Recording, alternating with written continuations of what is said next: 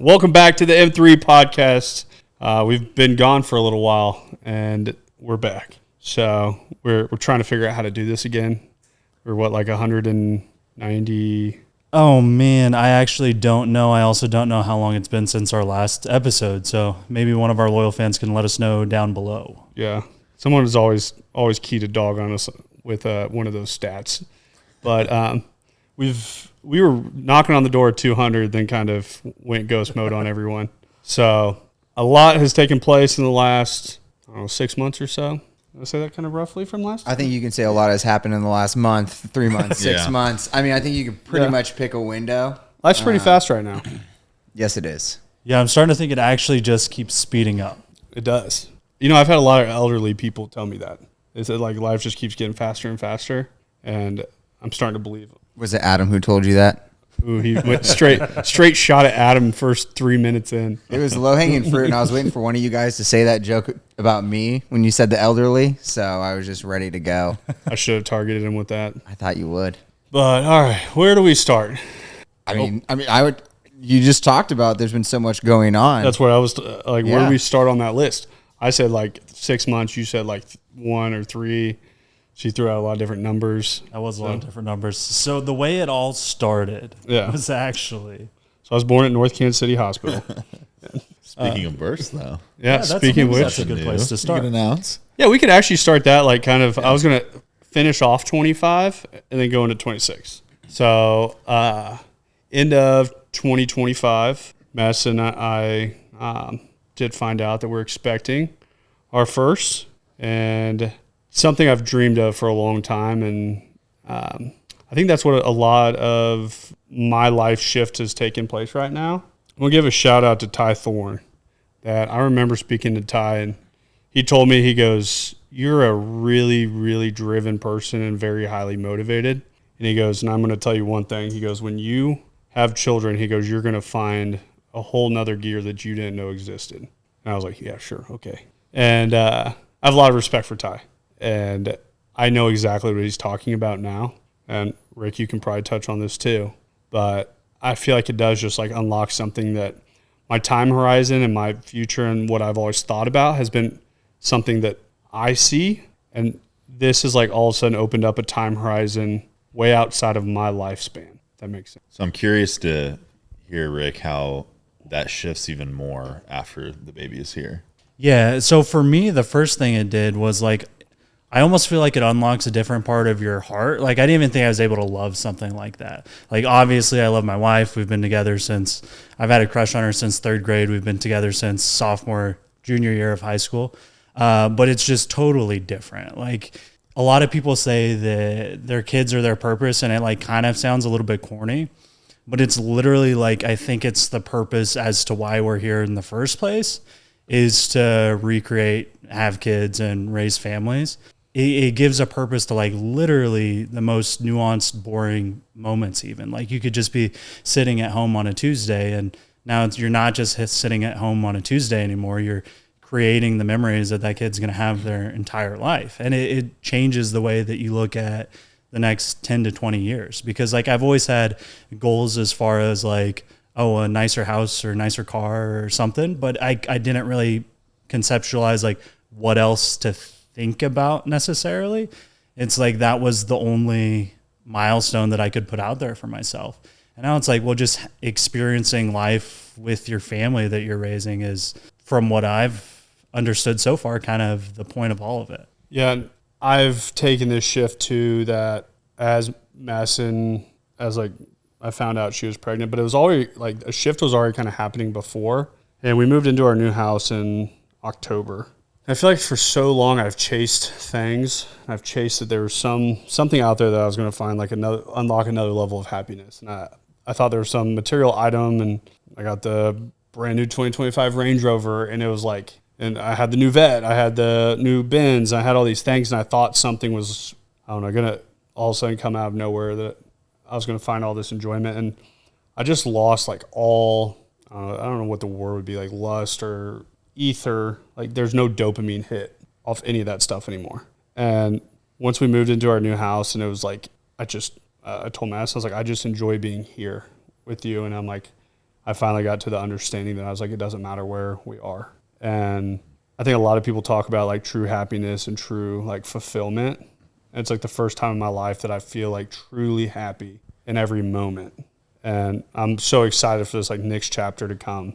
So do you think that is, I've made kind of a similar realization in my own path, and what it seems to be is that it's more so like you're changing yourself in the environment versus like trying to change the outside environment to change your internal state. Is it that, or was it something like specifically about now that you know you have a baby on the way that's changed your perspective? Because you've had a lot of stuff going on lately. Yeah, that have been like big life changes with the move, and it was, I don't know, I think I've thought more about just being present in the moment with the people that are around. And I think that's why I got away from like podcasting. I got away from like a lot of the internet stuff that I've been so wrapped up in. And I've went 4,000 miles at business for the last 5.5 years. Like it was becoming my identity, and I was going places and like, I hate being somewhere and they're like, oh, you're the taco guy, or like whatever. I'm like, at first it's cool. And then it was like, no way, shape or form am I comparing myself to any sort of celebrity, because I'm not.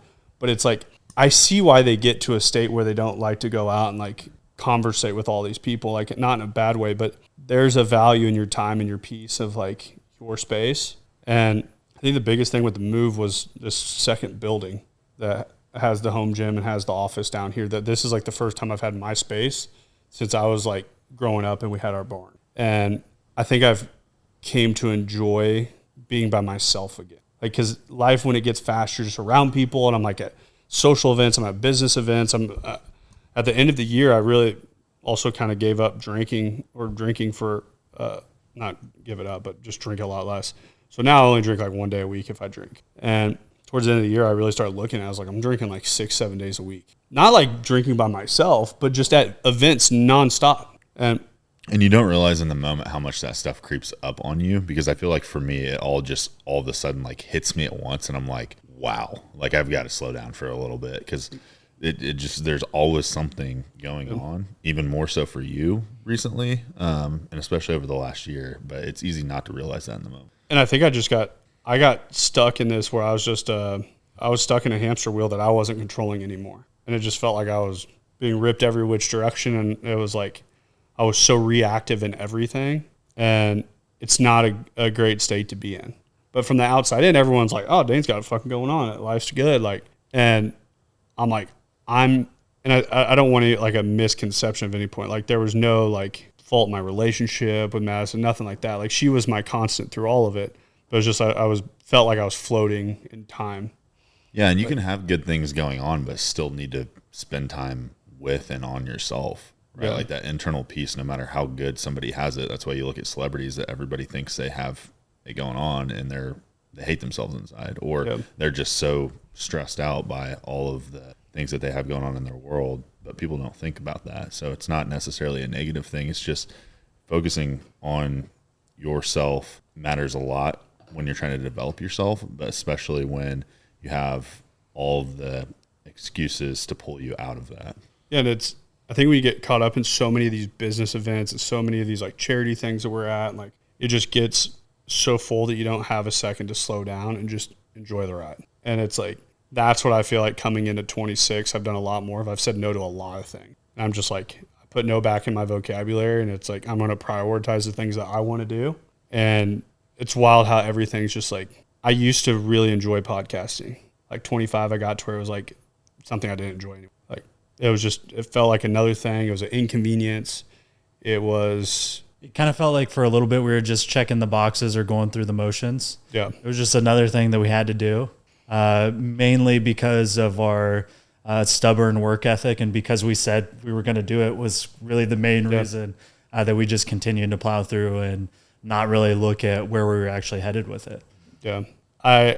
Today, I text Ricky over the weekend. I was like, hey, are you free? Like, we're in here setting up cameras like we've never used cameras before and lights.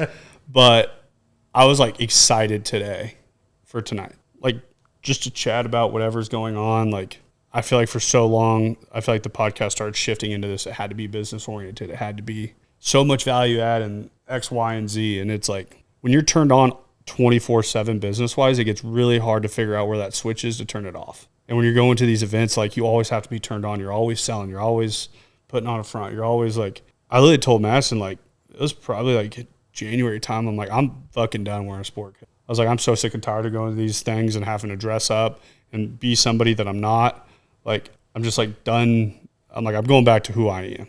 And I think that's where just this year has shifted so much for myself. And I think when I got lost there, I think poor leadership and poor direction for myself then just bleeds out into everyone else.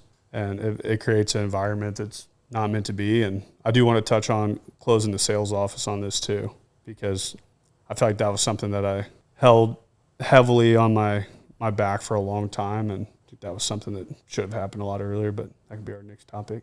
Let's jump in. Where do we start on that? 2025, we thought location number 2 was, in theory, it sounded like a really good idea. I feel like I sold myself well on it. I'm usually your biggest naysayer, and I was pretty sold on it as well. So just throwing that out there. I'm usually the first one to say, like, this is dumb. Yeah. But I was sold on it too. Yeah, I don't know. We missed the mark on it. I'll say that. And but I feel like it was something that, like, June, I knew it wasn't working. But I had so much pride in 2 offices that, like, I mean, I felt like that was me. Like, I was like, motherfuckers told me I couldn't do it, watch. And I just felt like that second footprint meant something, and I couldn't let the motherfucker go. Yeah, so the reality of it was kind of just a lot of negatives and inconveniences having the 2 separate locations like that, and it wasn't such a benefit. Yeah, and I thought we were going to need a ton of manpower for the numbers that we were needing to hit. So I figured out sales, I'd rather have 2 or 3 dogs than fucking 10 people that don't know what the fuck they're doing. And we figured out, I will say that from a mistake standpoint, we figured out what not to do. And I figured out controlling culture over 2 locations is a real son of a bitch. Yeah, when you have like a cake and then you split it in half, you're like, now look, I have 2 cakes. It's like, no, really, you just have 2 halves. You got a half and a half. It doesn't make 2. And now it's bringing it back to where it feels like it's full again. Yeah, and I think that's something that's brought me so much peace and so much, like, fulfillment back in business. Is I feel like old MMG is happening, and I feel like when we divided we were trying to play 2 games of chess with half of the pieces on each board, and we were getting our ass handed to us on both forefronts. That was way better than my cake analogy. See, I took your cake analogy and I said I'm going to still separate it. I'm just going to make it cooler. Now we got cupcakes. But bring it all back now, it's like I feel like we're just running like a well-oiled machine again. Yeah, not only do I think we're more effective now being back under one roof, but just from my perspective, I enjoy my day-to-day more, being back with everybody. It felt like I didn't see a lot of you guys for a while, minus the leadership meetings, and just an overall, like, communication standpoint is a lot easier when you can have conversations face-to-face. Yeah, it kind of sucked in that aspect that, yeah, we want to set ourselves up for scale, and we want to be able to say, okay, we have Slack or ClickUp or whatever it is, and you can just shoot a message to somebody. But at the end of the day, walking down the hallway and having a conversation face-to-face with a person is always going to get the best result the fastest. And I think that we lost out on a little bit of that from both a sales to marketing transition. And then I think it also created this feeling for us, and probably for you guys too, that it was just like, okay, there's a handoff, and then I don't really know what's happening with that account. I don't really know what's happening in their world, right? So I think bringing the whole team back together has had a positive impact on that relationship on an ongoing basis with clients that you guys have sold. Seeing them when they come into the office, them messaging you and setting up a meeting and getting them into the office. It's just all around has been much better communication from that. Yeah, and it's like when we were talking to people at the growth center, it was always like, they'd be, oh, nice office, this is really cool, better than we expected, whatever.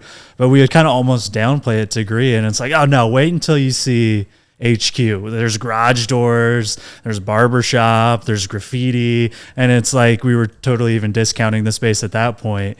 And the energy at headquarters just, it has a better feel to it. HQ is what MMG is supposed to be. And that was like something that, like, when I saw HQ from when we were in the River Market, like, wasn't even a question. Like, I walked into it and it was like, this is it.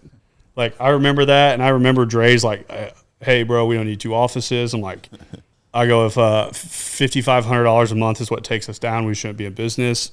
And then he's like, I like how you just picked the cheaper of the 2 offices to go off of, not the expensive one. I was like, yeah, that's girl math. But my wife taught me that. So just go off the cheaper price tag, and then just don't go off the more expensive one. And which is also what we did the second time. Yeah. But the second time we got the sales office, like I had to force myself into that like decision. Like that wasn't something I walked in, I was like, this one. Like we toured that office multiple times, and it was like, I don't know, square peg, round hole kind of deal. And that office was, everyone would come in. It's super nice. It's luxury. It was like, I feel like I wanted this like luxury side so bad. And I thought there was something on the other side that I think for a long time, I thought there was this like Johnson County market that we had to have. Mm-hmm. And I've just like, I started dressing the part. I bought the car for the part. Got this luxury office and everything.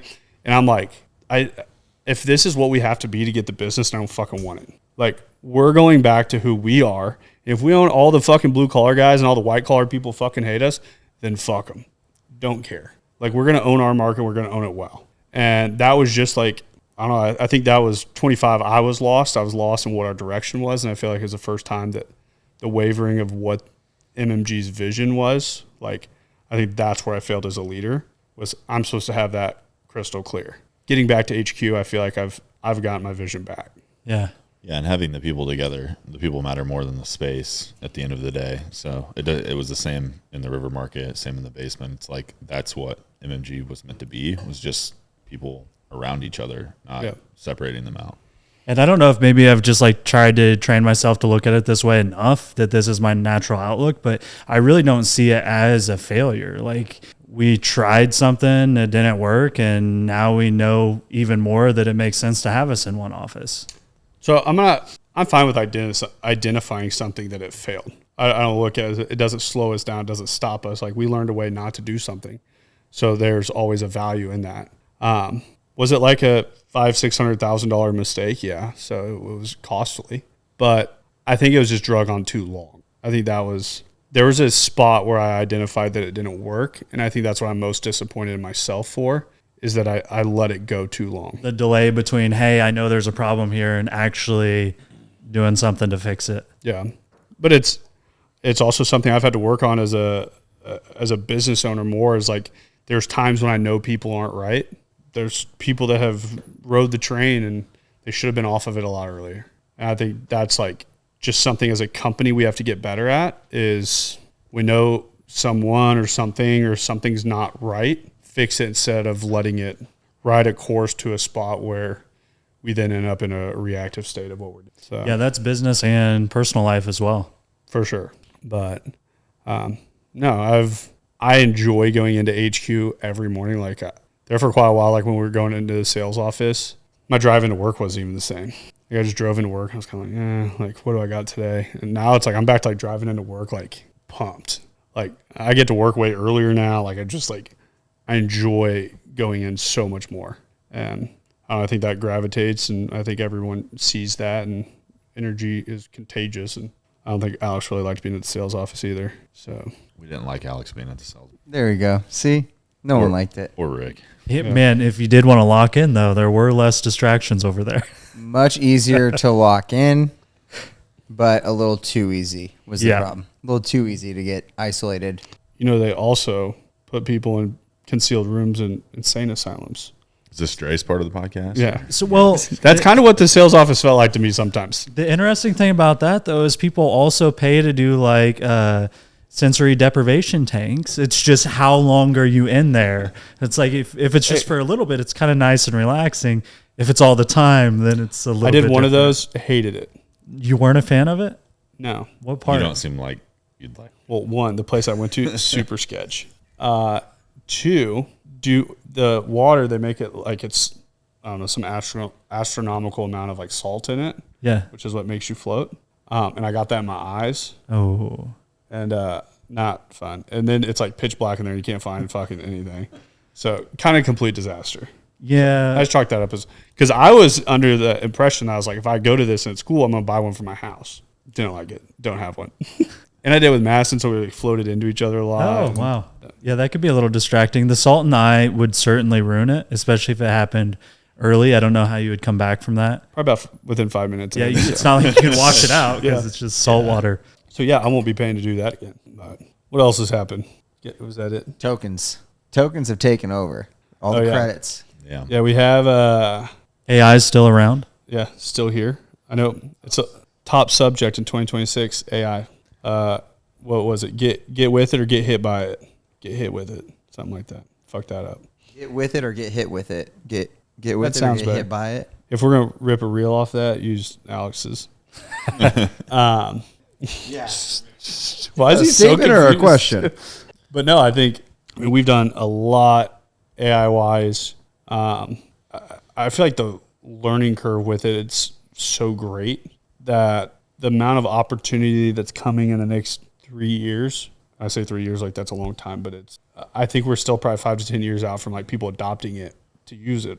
Like, Yeah, we're very much on the early forefront, or people who are using it are on the early forefront. Most people use it like a search engine. yeah. And that's the thing that it's starting to get. I'm starting now to see the level degree of separation between where we're at and where the majority is at with AI. In just the conversations that people will have with me regarding AI and asking me questions.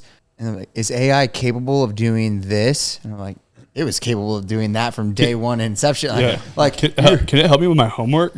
right. Yeah. It's like they're sitting there in a science class being like, hey, like, are we ever going to be able to fly a space shuttle or fly an airplane? It's like, but we've been doing that for a while. Like, we're way beyond can we, I think it's funny how so many people use it and they act like they're speaking to like a toddler because they think it's like so unintelligent. That I'm like, this is the smartest thing that you've ever spoke to in your life. Like, it can master every single Harvard test ever given. Like, all of this, when you speak to it, whatever you're thinking you don't think it can do. My brother asked me if it could help him make a practice test, but he started the question with, I'm sure this is pretty crazy to ask, but is there any way it could make a quiz for me? Yeah, man, it can make a quiz for you pretty easily. But it's about a pretty complicated topic. I'm pretty confident he can do a quiz. I'd make you 100 quizzes before you can make one. Yeah. But it's also like understanding how it can be utilized in a productive way, because most people get into it and then all of a sudden they have a photo of them riding a fucking giraffe and they're like, I use AI. And it's like, That was the second thing I put in Sora. That felt like a target. yeah.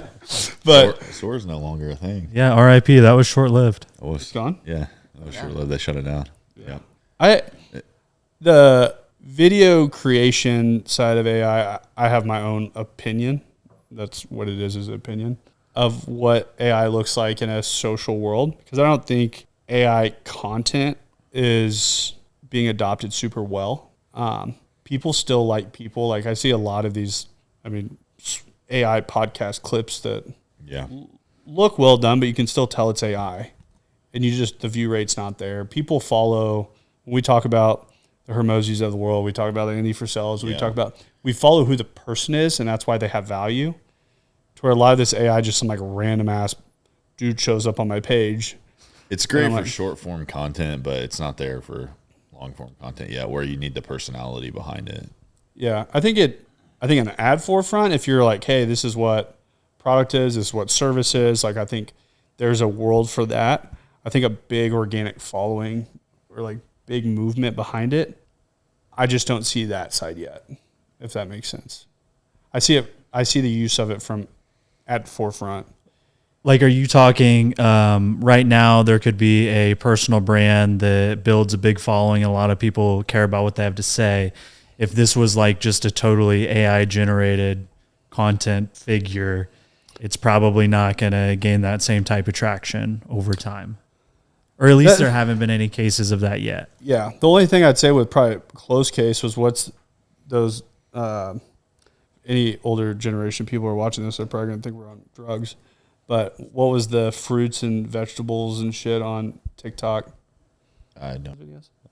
Oh, the one where they're animated versions. Animated. They basically would take anything and put little mouth and eyes on it, yeah, and then yeah. it'd be edutainment, right? So Sure. entertaining, education. So they're pretty much like, and they gain like millions of followers. So this is kind of my only thing that I've seen work, but it's pretty much all these like fruits and vegetables, and they have like names, and then they build these like. This isn't VeggieTales. It started doing the same. Yeah, have you heard of VeggieTales before? It started doing the same thing with like your teeth, and it had like a tooth character, and talk about. So this is where they're all cheating on each other. Yeah, and then they're they like, start talking about like flossing and brushing. Then they have like they have like the eggplant. They have like the strawberryta like lady. No. I think we're talking about different things. Hey, it went pretty viral. You guys look it up. They got millions of followers. I've seen the ads where it's like, I'm your liver and blah blah blah. Is that what you're talking about? That's what Alex? I'm talking about. Yeah. Yes. Yeah, I guess we get served different things. So here's what, maybe this is just me, but here's what I'm kind of running into with the AI stuff on social is it's kind of making me just not want to be on social media. And it feels like I just hardly get on it. I'm not sure if that's me just intentionally being off of it, which I am kind of trying to do, just not having the time for it, or just the type of content that I'm being served right now. I feel like I'm just not as interested in it. I'll say like probably like 6 months ago, I feel like TikTok's algorithm was dialed for me personally. Like I just enjoyed it way more, like what it was serving me. And I've almost had like a flip flop that like I've gotten to where I hate TikTok, and I've really started enjoying like the content that Instagram is serving me. So I like really wasn't big on Instagram for a while. Like I thought the algorithm was pretty whack on like what it was serving me. I feel like it's gotten better. I enjoy Instagram the most out of any of the platforms. Right now, like if I probably split them all between, I'd say Instagram's like 95% of my time. Yeah. Like, and I'm a pretty big Facebook guy, but Facebook has Marketplace. So. Facebook does have Marketplace. Yeah. Feels a lot more personal too. Yeah. Facebook does. Like you get actual. The only thing I dislike about Facebook, that what it's doing is nothing. It took away their algorithm is not based on current time. It like serves you something that somebody posted like 5 or 6 days ago. I really hate that too. Yeah. And if I feel like Instagram's pretty like in the now of what's happening, to where if you're going to scroll your feed, it's like, hey, these are people that you follow, and this is what they posted today. Right. And like stories are very like much the same way. I feel like Facebook, I like scroll down, I'm like, I'm not going to like somebody's post from 7 days ago. That you just served me because I'm going to look like a creep. Yeah. So it's like super random on when it serves me stuff. Yeah, or it's like you see someone got engaged or something, but you see it 7 days later, and you're like, oh, I look like an asshole if I comment now. Yeah. Right. And then there's like sometimes I've had like photos of like people I'm friends with pop up, and I like click on it, and I'm like, that was weird. They didn't have any text with it, and then I like scroll on. And then later I'm like, I go back to their page. I'm like, that was like a single photo and like a set of like 5 or 6. Yeah, isn't that weird when and that I'm happens? Like, so now they're looking at it's like, why did they just like this one photo? That is right. That does seem to happen pretty often. It's like we'll just pull photos out of a carousel and display them individually. That's got to be a glitch, though. That can't be intentional from there. What would it doesn't make It's sense. been doing it for a while, though. Yeah. Yeah. Maybe we should reach out to old Zuck and let him know. Yeah, Drake, can you make that call happen? Yeah, can you call him real fast and let him know? All right. They did just lay 8,000 people off, I think. Yeah, because they're hiring Dre. He's taking 8,000 people's jobs. Dre and AI. So I've really gotten to where like I feel like the people that I see on Instagram actually have something to say. So it's much more value in the content. I feel like TikTok has turned into this just like people use it like Snapchat now because their algorithm works that way. Like they have so much just bullshit content that there's no like substance behind it. And I'm like, I don't even know what I'm watching. Like you'll catch yourself, you watch like a minute and a half video and you're like, that was a waste of time. Yeah. That I feel like Instagram and I feel like the meta platforms still prioritize like watch time and like post frequency, where TikTok you can post you post 100 times in a day and it doesn't dock you. Meta, you post on Facebook more than 2 or 3 times in a day. Your third post it's not getting any traction. Do you think it happened when TikTok switched ownership? Probably officially went in place like 6 months ago, maybe. It was probably right around there. Yeah. Because I feel like before that, I actually really enjoyed it because I thought it probably, because I'm perfectly fine with my phone knowing me better than I know me. Yeah. Like, it's go pretty for cool it. when it works how it's supposed Yeah, to. when it works how it's supposed to, I enjoy it. Like, I'm not somebody that enjoys social media a ton, But when it's serving me the right things, like Instagram right now is like just the right amount of like fitness stuff, just the right amount of like personal development stuff, a lot of like fatherhood stuff, like just super dialed in. TikTok, like I'm like, whose algorithm is this? Like, Yeah. Well, yeah, probably. Guess the Chinese were doing something we didn't know about. Give it back to them. They were doing just Yeah. fine. I'm all about like America first, but Chinese were dialed in on my algorithm. So if we just give them I don't care what information they take. I don't have anything too valuable. Yeah. So Yeah, I don't use TikTok hardly at all, so I can't really speak to any of the changes lately from like a personal consumption. But I feel like Instagram has gotten the best on the Reels algorithm, like keeping it consistent no matter what you watch. Because I feel like when I did watch TikTok, and this was probably over a year ago, it was like I would watch 3 or 4 videos straight on one thing, and then that's all I would see, right? Like their algorithm just shifted so quickly, which was probably meant to keep you on the app in the moment. But then the next time I would get on and I'd like lost interest in whatever that was that I was watching, and I wouldn't stay on the platform. yeah. Speaking of platforms, though, AI, what do you think are like the big misconceptions or the pieces when you guys talk to people about it that people just do not understand or just are not conceptualizing when we talk about the gap of knowledge? I feel like most people assume all the AI platforms are like the same thing, where they're all like out to do the same thing and they're all built the same. I mean, I had that misconception for a long time. And I was like, hey, we just run on ChatGPT, that's it. But now as we've progressed, I see that all these other platforms hold different skill sets that they can do to a whole different level, to where it's, I don't know, just identifying like what it is that you're trying to achieve. I feel like that's where most businesses mess up, is like they don't have an angle of where they're trying to go with it. They're just like, oh, this is like, it can kind of do this, or like it can kind of, ChatGPT is like a great thing and a terrible thing all at once, because no matter what, it's going to tell you your idea is good. Like you said, I could put in there that I'm trying to open a sales office, but that's a great idea. And it's like, it is your biggest hype yes man that you're going to find out there.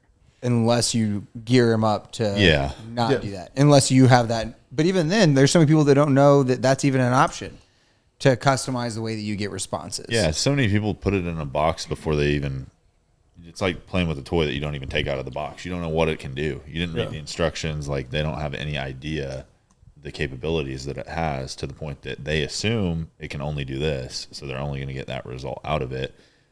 And the difference in the capabilities of each of them, but also realizing that if it can't do what you want it to do right now, check back in like a month and it'll probably be able to.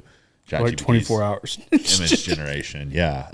It's insane how much better they're getting at such a rapid speed. The image generation out of ChatGPT now is far superior to Gemini, in my opinion, from what I've seen. And it's usable now. Yeah. The problem was like the text is spot on. That was ChatGPT's biggest issue, is that the text was just jumbled up. It didn't even look like English, right? That doesn't happen. Or even one of our AI products that we use, I was like, yeah, I wish we could embed video on this, and wasn't an option. 48 hours later, I'm in Rick's office and he has a video embedded in the AI. And I'm like, since when? Like 48 hours ago, that wasn't an option. I'm looking right where you're looking. But it's just constantly ever evolving. So just knowing that you're never going to be the one that's just the master czar, know-it-all of it. Because 24 hours later, something's changed. Something's updated. There's new capabilities all the time. Well, I was working in Claude Design, and when it first dropped, and I mean, I think it dropped like first of the week. I was like 2 days, and I was jumping in it, trying to figure it out. And I remember like when I first got in it, I'm like, this kind of sucks. Like the first thing that it puts together, because I'm like, I don't know how, like the tools that it has, I didn't feel like were super user friendly compared to like what most is out there. But if you're using the chat on it, I was like, I need to change this image. Like it's overlapping with these words. And instead of it like just changing that to what it thinks that I want, it literally codes a custom box with a toggle switch. Like it literally goes into like, and then all of a sudden this box pops up. Like it just coded a box to pop up with a toggle switch to adjust the image size and the text size and everything. I'm like, oh, it did like. It gives you options. Yeah, it just like built that from It's not scratch. just a yes or no. There's a slider of how So you're much do I want playing it to overlap. like you're playing Madden as a little kid, and you're like, yeah, I wish my player would be faster. Yeah. And it's like, well, in real life, it doesn't really just work that way. You're just going to make your player faster. You don't get to all of a sudden speed like setting doesn't just go up to 99. exactly. And yeah, real life, that's not how it works or anything like that. But in there, it's like, oh, you want it to do that? I can just recode my programming and give you the option to change that. Yeah. One of the things I think is going to be interesting from a development standpoint from the AI services themselves is how user-friendly they make their product. Because Claude Design, from my experience using it, and I'd be interested to hear if you have a different experience using it, Claude Code destroys it with what it can do. Claude Design is just in a format that a lot more people can use and digest it a lot quicker. Yeah. So I think there's definitely, there's going to be a whole part of the world that like adopts using it. There's going to be a whole part of the world that pays people to use it. And there's generations above us that in their lifetime are never going to care to use it. And they're going to resent it too, because everything in the news right now in tech and finance is about companies laying off jobs to implement AI projects, even though they're more profitable than they've ever been. Yeah. So I understand a little bit of that ill feeling towards it if you are of the older generation or in that demographic that is affected by changes like this. But as we say, it's like you're not going to be replaced directly by it. They want people in there that know how to use it, show how you can bring that value, how you can use it. Our world's ever going to evolve to humans having to increase their skill set for whatever it may be. Our skill set as humans today is vastly different than it was 100 years ago. Like if you pulled somebody 100 years ago to what their job was in like a white collar world, they would not survive in today's time. Like just with the tools and the software and the CRMs and everything, like it's one of those things that you just have to adapt and you have to keep up. And I saw it in the automotive space that older guys that came in that were great car guys in the 80s and the 90s, but their pencil and paper just didn't work the same as the volume that you could pump out and how you could track your tasks in the CRM and how you could set email campaign and all these different things and they just didn't adapt with the times. Extend the time horizon and look back 100 years, like how crazy the way that people make money now seems to those people. I can sit here and press this thing, and if I press it in the right boxes or the right spots, I can make money. Yeah. It's insane. Like that concept alone, think about that perspective change from 100 years ago to now. That's going to happen again in the next 100 years. It's not going to be any different. Like I don't know why everybody's surprised by it. Like it's been happening for such a long time. But there was a point when tractors came out and everyone's like, that was going to end the people having farming jobs. Like, no, you could be more efficient and effective at what you did. But I see a lot of these tech companies that are so heavily staffed that the manpower is just not going to be needed when you can pump out a better product. That like, my thing is we're adopting AI in every possible way we can. And it's like the people that are accepting it in our company are going to have a spot because we're onboarding more accounts and we're scaling as a company. We just don't need to take on as much manpower and hold that overhead. So I look at it as what we're giving out now is a better product and service than we ever had.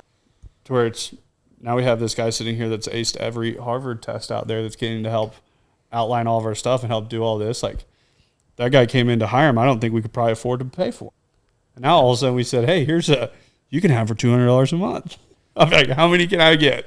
And the cool part is that we have a lot of great clients that are really interested in AI too. So it's not like it's at the point where the quality is good enough that people are okay with you using it, right? As long as you're using it correctly. Like I'm building a website with a client and we're having a conversation and I'm talking to her and she's like, yeah, I was using this AI to give me some recommendations. What are your thoughts on this and that? And I was like, yeah, I've been using AI too. Like I have AI plugged into the back end of your website helping me build it, to be honest with you. And she's like, that's great. I'm glad that we do because we're going to get a better product that way. Yeah. I look at things that we're kicking out right now that is just a year ago, what the cost factor was on it to what the cost factor is now. And once again, like I believe still that a lot of the product and services that are in the space still deem the same price tag as long as you can deliver the quality with speed. That's what people with money look for, quality and speed. Like, and if you can use AI to deliver it to them faster, they'll pay for it still. And my thing is, like, I have no problem paying whoever, as long as it's quality and I get it in a timely fashion, everything. Like, I'm not trying to undercut people. Like, businesses are a for-profit business. I think it's funny that we live in a world that people want to undercut the smaller business owners of the world on their profit lines, but no one's in fucking Walmart negotiating that. I've never been at checkout at Target and seen anybody negotiating with Target. But that's just the world. Like, you go to a Ford store and they have a price tag on a new Ford. Like, when you negotiate with, you're not negotiating with Ford. Like, all you really are taking from is the salesperson at that point. I mean, they make their money in service and finance. Like, so I just look at it as AI as a tool. We all have access to the tool. Who's going to use it and use it best to build product and service and solve a problem for someone, figure out a way to get paid for it. Yeah. It's just like the internet and social media were. It's no different at all. The thing I think we should talk about a little bit too is advertising on these platforms starting to become a thing. I mean, it's become such a huge search engine. Hey, Dre, you want to look up stats on that? So ChatGPT has launched their beta advertising program. Yep. Have you gotten into that yet? Yes. Yeah, I was gonna say I sent you the link to it to get logged in. I think that's gonna. I have mixed feelings about it because I feel like a lot of people are gonna have ill will towards it from a consumer standpoint to begin with, but I don't know if they'll go away from using it. I think it's one of those things that when people when something's so, I don't think there's anything globally that's raising any more money than AI, like even close. So when you look at, people can say one thing, but if it's giving them convenience, they always are going to use it. People can say, like, I can say I dislike social media, but we have a company fucking built around social media. I still use it. Like, if it disappeared tomorrow, we'd find a different way to make money. We'd go buy skid loaders or something. But I think the concern is the fact that there are so many people that are not going to be aware that this is an advertisement being shared to them, right? I mean, you think about like the global older generation that they get a call from. Are we talking like your generation, like you old? Yeah, my peers. Your peers. Are they on AI? Yeah, I was at my AARP meeting the other day and was talking to but I think about you have the older generation where they get an email from a king in Africa who desperately needs our help, and if we send him $1,000, he'll send us $5,000 back. I've never got that. Maybe that's just you. Nah, it's a thing. But my concern is the fact that there's gonna be people who go to ChatGPT as a trusted source of non-biased information, and then be like, my mom died. Like, how can I grieve? And they're like, oh, I'm so sorry. The first step to grieving is taking some time by yourself. And the second step is going down to Big Al's where you can get any type of casket that your mom could need. And it's like, what are we doing here? Like, at what point? You think that's how the ads are delivered? I think just like that, with that amount of enthusiasm. So I think people are already becoming accustomed to it because if you use Chrome as your search engine, the Google AI feature is already what pops up at the top. Which it kind of does piss me off. It does piss me off sometimes too. I think the main thing, like Google, if you're watching this, you take notes, just in case, throw in my shot. What pisses me off is if you click it, I'm fine with getting the information, but it makes it to where you can't continue to scroll. Yeah, it's like a separate tab. It pulls up a different tab. Yeah, I'm like, son of a bitch. if you could just extend this, so I could go further, and I don't. Wait, keep going down. It stops. See how it stops? They've got too many tabs. There's the shopping tab. There's all this shit. I don't really give it. Cut the shit out. Yeah. So the only way I ever use the shopping tab is if I need something like locally, and when you click on it, you get today. So I can search something if I need to go. Most of the time, I'm trying to find out if Home Depot or Lowe's or Ace Hardware who has it. Mm-hmm. But no, 37% of people use AI to search today's time. That's a pretty large number already. That is higher than I was expecting. But So yeah, take it with a grain of salt. AI could be pumping its own But numbers. the Google search thing, I have like found that it is wrong sometimes. Like you have to fact check it. I think that's the other thing is so many people like use AI, but the thing is AI's information is from the internet, which any of us can put information on the internet. To where like I was literally watching a video the other day. This guy was like talking about how to advertise your business in a market. I think I sent it to one of you guys, but he pretty much just went in and there was a way to like through like chat's new thing, and then all of these like you could ask it based on keywords for like people that aren't ranking on certain things, and then he had chat write all these different articles on like he was the best in this, the best in this, the best in this, the best in this, and then like whenever someone was like, hey, the best towel company in Liberty, Missouri, like it was all articles about this one company. Yeah. And it's like, who's going to fact check that they're the best towel company Yeah, in Liberty? it's just SEO geared towards AI now. It's insane. Yeah. It's insane from a Google Ads perspective because they're almost cannibalizing themselves with that to where if that's all that shows up, then why are people going to buy Google Ads? Exactly. I mean, if SEO matters more than that, you're not even showing up or competing. I guess it's two separate markets. You're not paying for it. So, Which I also feel like when you, I don't know, I feel like every service is so different. Like I feel like that's the crazy thing about like marketing is there's like wants and needs. And if you have like a true need business, like there's a lot of times when somebody ends up to search, my toilet's leaking everywhere. I'm being like, hey, plumber near me. And like, I'm literally calling probably the first person that pops up. Like, yes, we work with plumbers, but most people like, if you go down the street and you're like, hey, name a plumber, they're like, I don't know. Like, yeah. Or they've just recently called someone. Where'd you find them? On Google. There's insane amount of people. I was talking to a guy at bowling the other night, and he's like, yeah, my sink was, my drains weren't clearing, so I just called Roto-Rooter. It was the first person I knew. Yeah. I'm like, hell, what type of result did you get? Yeah. But it's like some of those things, as much as granted, like building the brand long term, most of those smaller players aren't going to let you build the brand long enough to get it to the next step. Yeah. So they're not going to spend the marketing dollars that are needed over 3 or 4 years, 5 years. Like, I mean, we've been at this for like 6 years, and now it's like almost 6 years. Now everyone's like, oh, I go out and people know MMG. I'm like, it wasn't even that way like a year and a half ago. Yeah. Like it's like massively changed recently. Yeah. And I'd imagine what Google does from like what it matters a lot what people are searching, obviously. So I'd imagine they have it figured out to where if it's a query about plumbing, then they're going to show Google Ads. They're not going to pull up the AI feature. I don't know. Think so? We can test it. Yeah. Meta shows me random ass photos from someone's carousel. Yeah. Reddit. Does anybody in here get on Reddit? I don't, but I know a lot of people that do. I've used Reddit actually.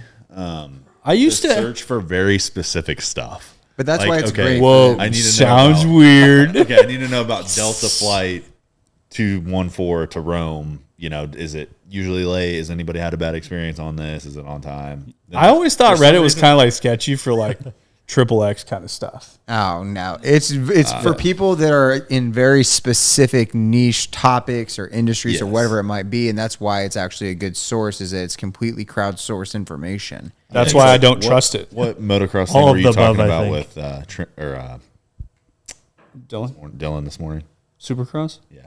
Yeah, you can just get on their Instagram and find. Or Yeah, but Facebook, if you want or to Google. argue about the other 13 people on the internet that care about that, you could go to Reddit. You guys The other can go to forum and argue with each other.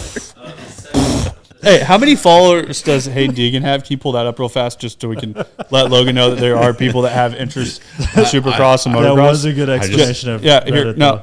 I just had to take a shot at he's you. gonna throw stones. You've taken plenty of shots at me for NASCAR, so or love for racing. 2.1 million just on Instagram. So, how many YouTube subscribers do you have? Probably 1 million plus. So, nobody watches them though. That's not. All right, but people do. Wikipedia is second source from Reddit. Wikipedia is like anybody can go on and edit it, though. How does that work? So can that Reddit's the same way. That's fair. I don't know. So what we've came to the conclusion is what AI is pulling as their info source for businesses kind of whack. We're gonna have to get with. Is this for businesses or just like random shit that people search? where AI is getting its information. What platform are you getting this information Yeah, where are you getting this from? Ooh, sketchy source. I have heard for businesses that Yelp is starting to matter a lot more. The AI. So like one of the best things that's ever happened in MMG, it's a top 3 contender, was when our debit card got messed up, so we had to get a new one. So I started getting all these emails from things that just payment didn't go through.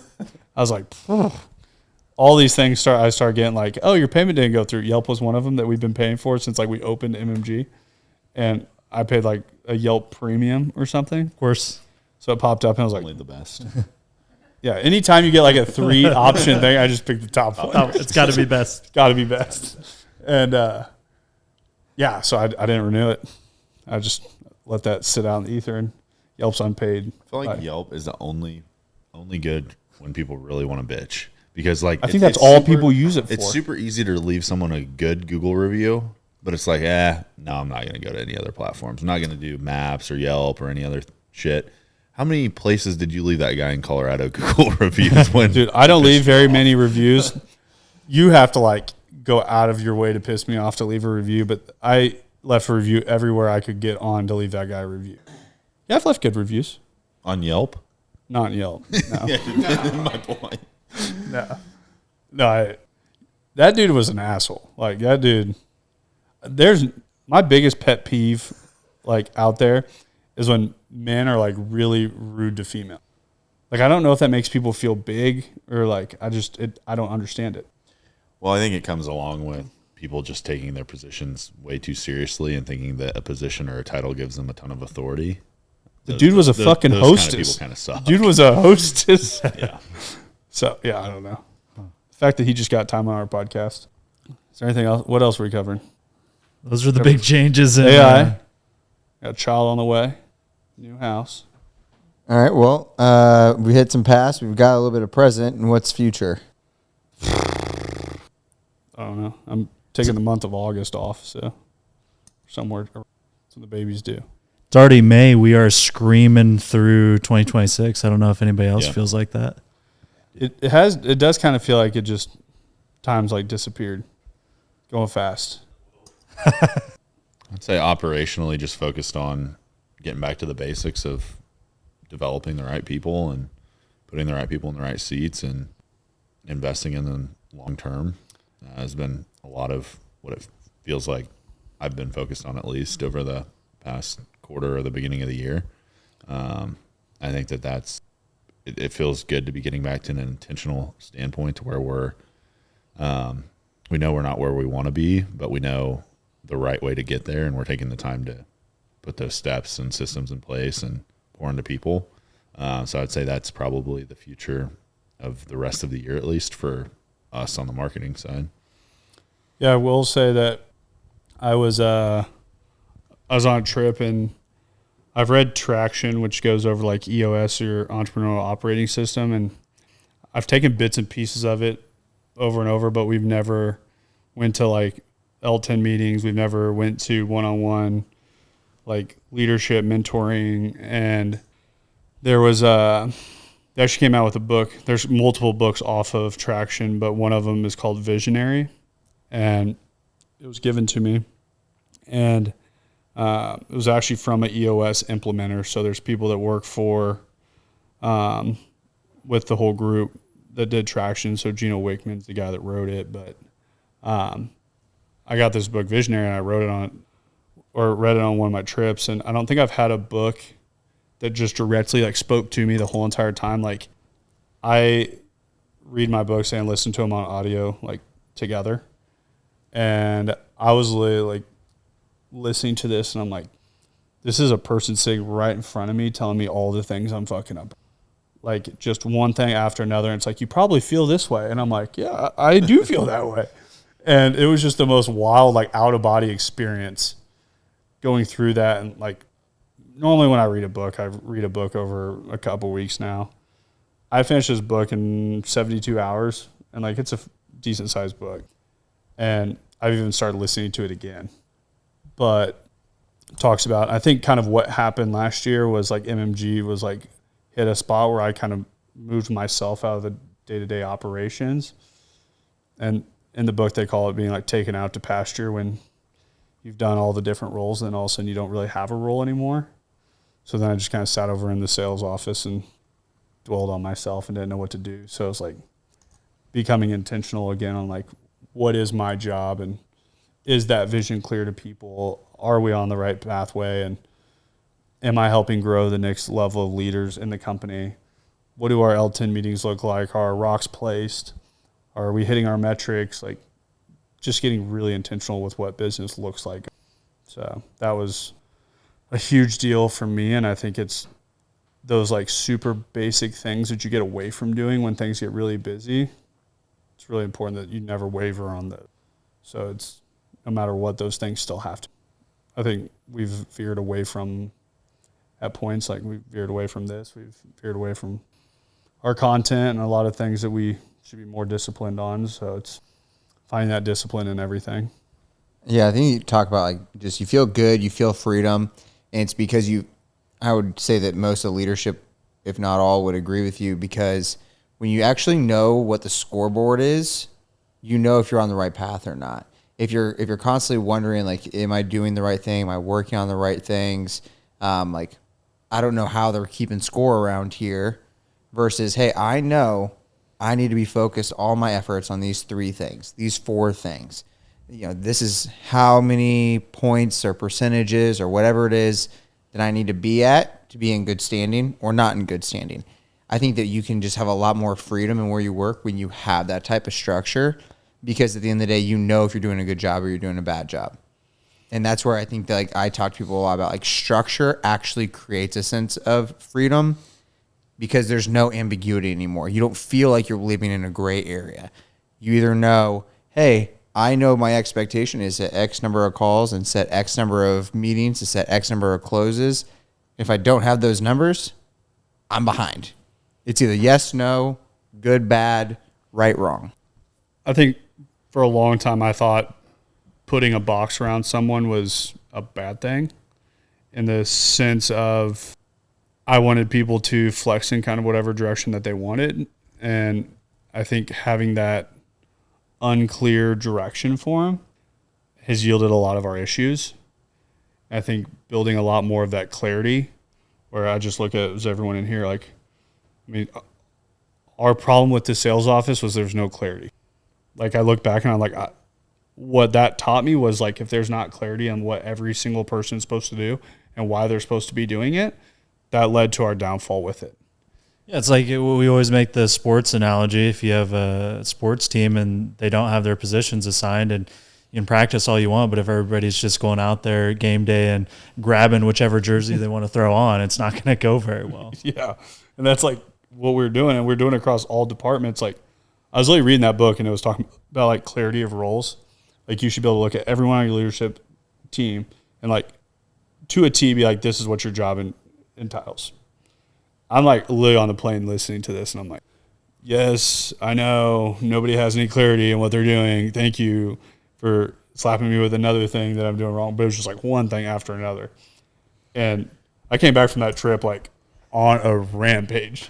Like, but I loved it, because I was like, these are all the things that I love. So then when we had that first meeting of that, our first one-on-one after that, I was like, I love everything about this. Yeah, and just like you talk about the communication complexity, this amplifies it a lot, because what you feel on the leadership team gets amplified down to the next level, and it just keeps going. So creating clarity starts there, and then that allows it to trickle down to where now a salesperson knows what success looks like in their role, or at least what should lead to success, and it gives them a blueprint to get there. Yeah. Where when everybody's firing in the dark, you're not going to hit anything. And I think that was another thing I just had to let go, was I always just look back to the basement days where we just all did kind of everything. Like, everyone picked up the slack wherever we were at. And it was like, there was a lot of fun in that. Like, there was a lot of fun in having no earthly idea what the week held. Like, and I'm someone that I just enjoy the unknown. Like, I live for it. I understand that's why I sit in the seat that I sit in, is because I have no earthly idea what next month holds. I have no earthly idea what tomorrow holds. And it's like, throw whatever at me, I'm ready for it. But it's like, I just remember those days, and I try to like, I had to let them go to say like, okay, we're a big boy company now. Time to put our big boy pants on. And like everyone has to have their role of what they do. Like Alex wearing 10 different hats and Logan wearing 10 different hats and Ricky wearing 10 different hats. Like, okay, I know all three of you guys want to accomplish the task, but then when it's not set on one person to accomplish it, 4 times we hit it really well and it was picked up, and that 5th time it was just a communication error of who was supposed to pick it up and we missed it. It wasn't anyone's fault because it wasn't assigned to anyone. If it was assigned to someone, it would have gotten picked up. So I think that there is just like, that's been one of our teeter-tottering points. Like I said, I was reading that book, and I wish they would have came out with it earlier. Probably could have solved a lot of problems for us a few years ago. No, we wouldn't have been ready to listen, man. Madison always says, she goes, you're just somebody. She goes, when you're ready to listen, you're ready to listen. She goes, and it's like, like I said, you said that when we had our 101, when you were like, there's some stuff that you've brought up in here, but I wasn't ready for it at the time. And I'm honest about it. Like just stuff that I'll hear sometimes, and it's like, hey, yeah, that sounds like a great idea. But then sometimes like I'm not even in the right headspace to hear it at that moment. And it's like, and that's everybody. Yeah. I mean, it's hard to be open-minded to new ideas all the time. Which sometimes like when we can be in the middle of implementing something, and like you do get change fatigue, and it's like we're changing a lot of things. And sometimes like I look back at how bad I was in the car business with my dad about how terrible my timing was with stuff. Like timing is everything. Talk to sales about it all the time. Like we called this guy and he was pissed. I'm like, for all you know, he could have had 3 people quit this morning. Like you have no earthly idea what that guy's dealing with. Like you call a landscape company and they just lost a trailer on the highway and they're dealing with God knows what. Like I hear about stories that our dad tells us when he had his landscape company. I'm like, you would probably call him 4 out of 5 days. You would have got fuck off. Like, and I tell him, I was like, if you tried to call me in the first half of the day, there's no shot you're getting. I'm like, you call me at like 3:30 and I'm like, just got off a meeting. You could catch me for a 30-minute phone call. And I'd be very receptive. So it's like timing is so important on all that stuff. And I think sometimes it's just being in the right spot at the right time. I know for myself, there's times that I'm just like really open-minded and like open to hearing stuff out. And then there's sometimes I just feel like there's so much going on that I'm like, I don't want to fucking hear. Right. And I think getting to a state where you learn when to pitch and when not to, like when to push things, when not. Car business, I used to just try to push on my dad whenever I get a second with him. And 99% of the time, my timing was off. And I was like, he's being an asshole. Ultimately, I was in the fault of just not timing it correctly. You don't have a mic.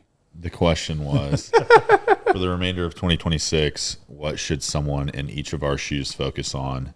And then what are we going to be focused on primarily for the rest of the year?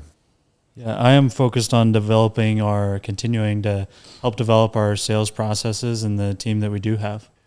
Yeah, I'm focused on developing our account managers into marketing rock stars. You are only as good as your people, and that's something that I think Dalton and I have figured out and learned. So focus is 100% on that. We've got some awesome account managers right now. Really want to see them step into their own and flourish this year, as well as being open-minded to AI and tech solutions and searching for new ways to use it. Like it?